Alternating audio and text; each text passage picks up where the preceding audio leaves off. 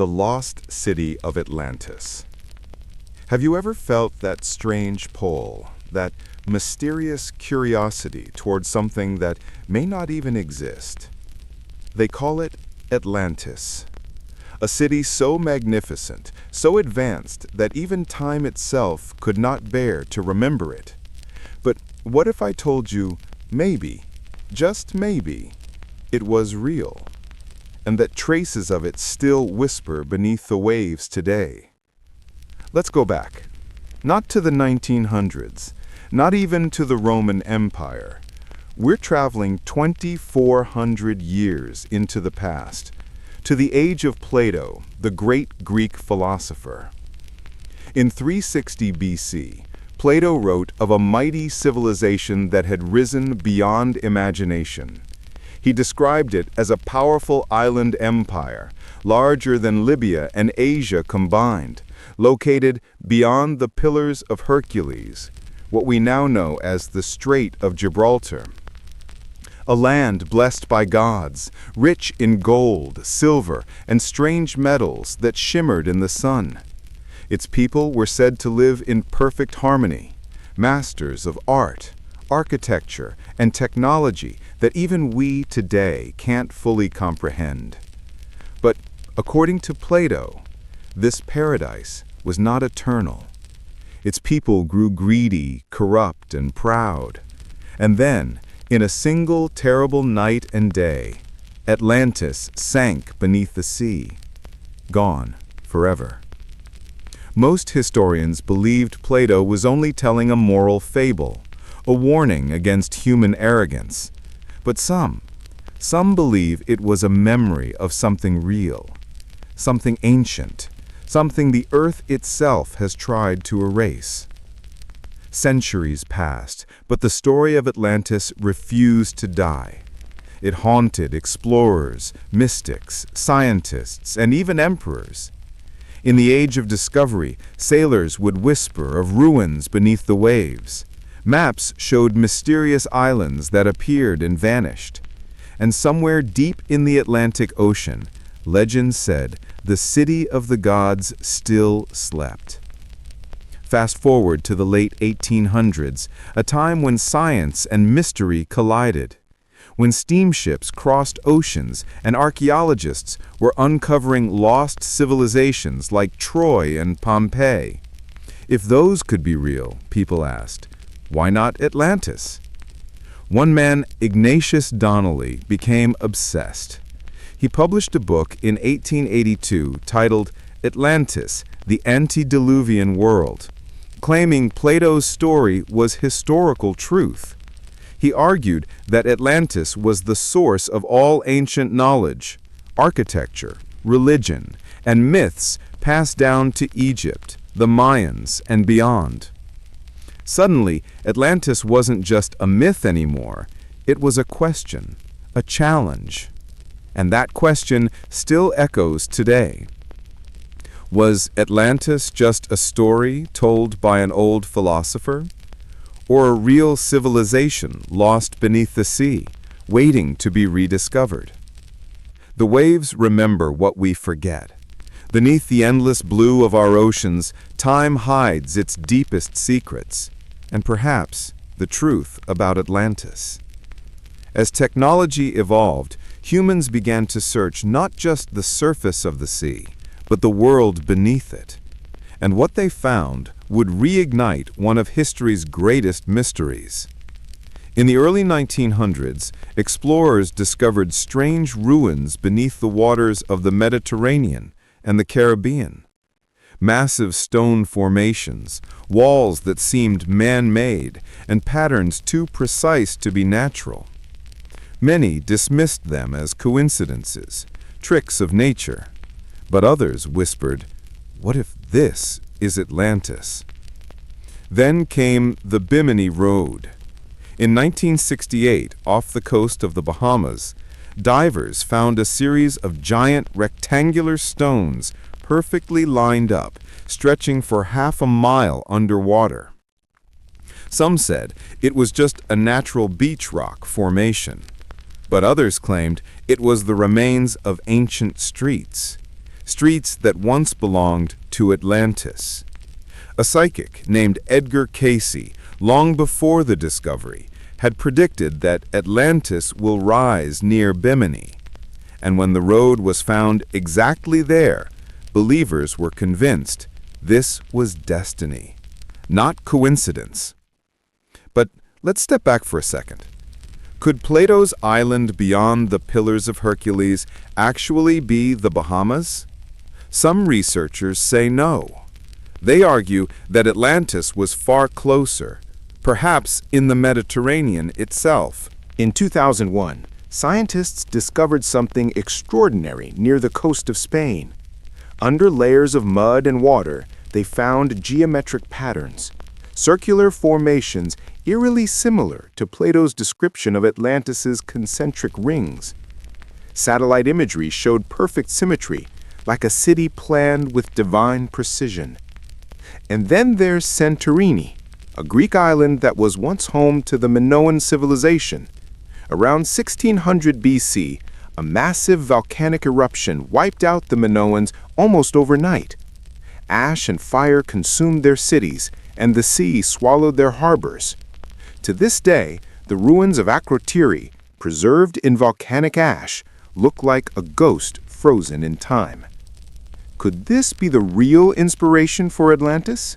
A rich, advanced civilization destroyed in a single day and night by nature's fury? But here's where it gets stranger.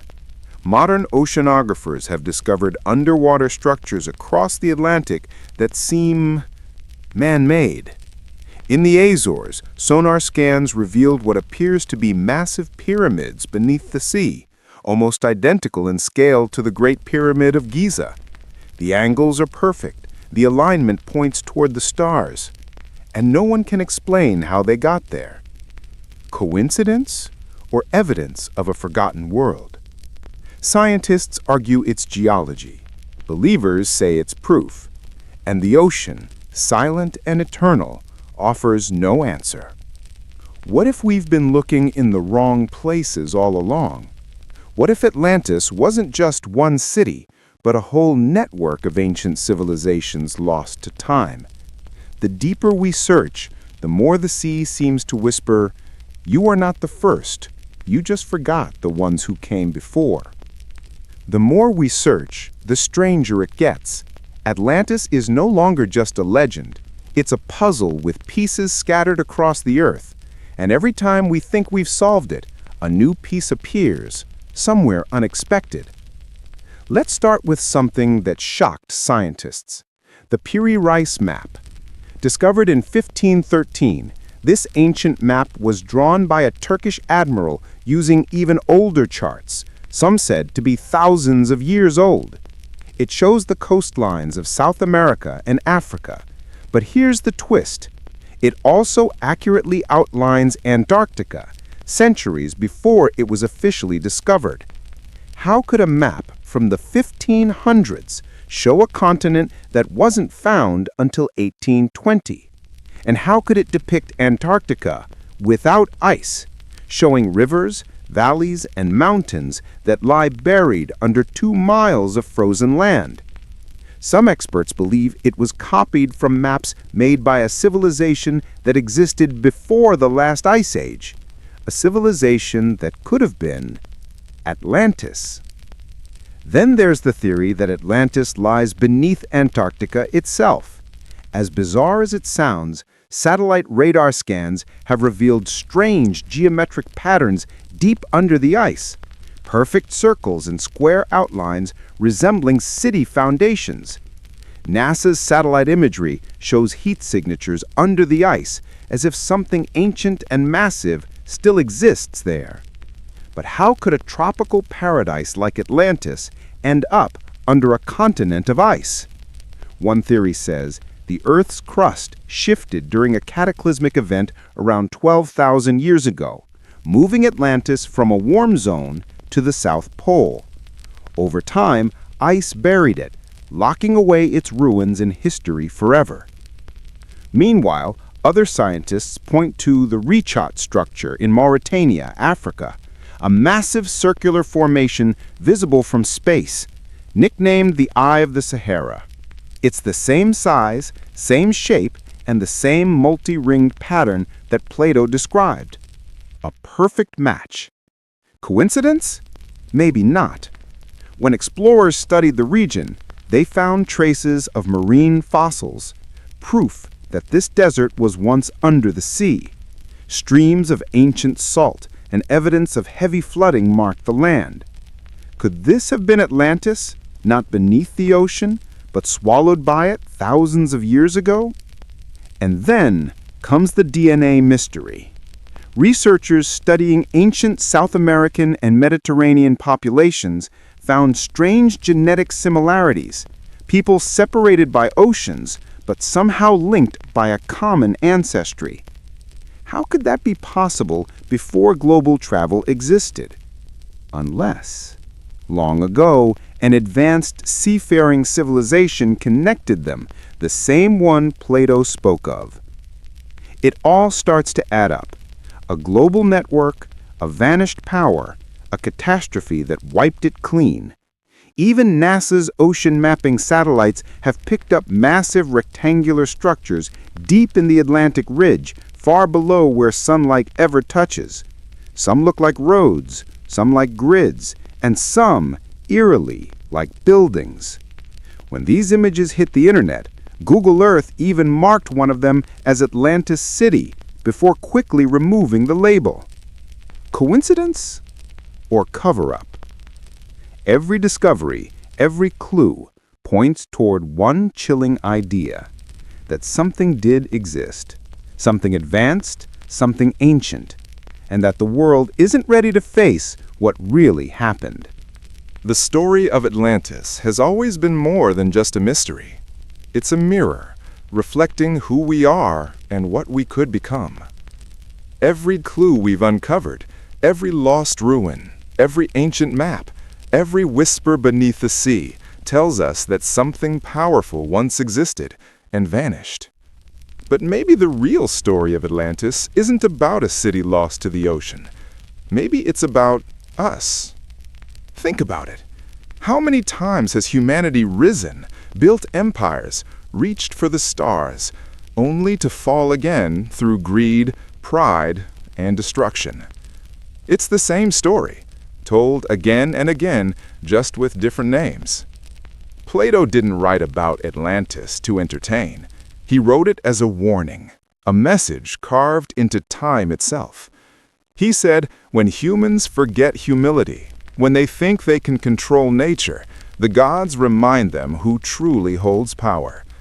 In a single day and night, the sea swallowed everything. But maybe, just maybe, Atlantis didn't die.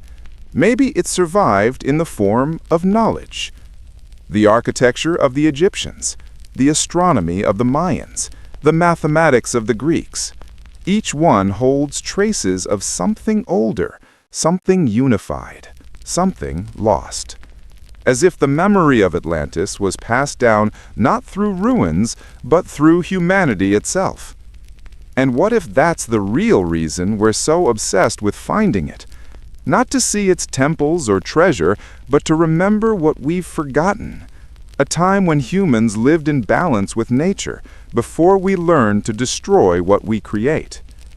Even now, explorers continue to dive into the depths, satellites continue to scan the ocean floor, and dreamers continue to believe.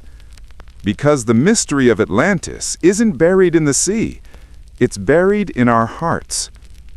Perhaps one day, when the tides of time turn again, the ocean will return what it once took.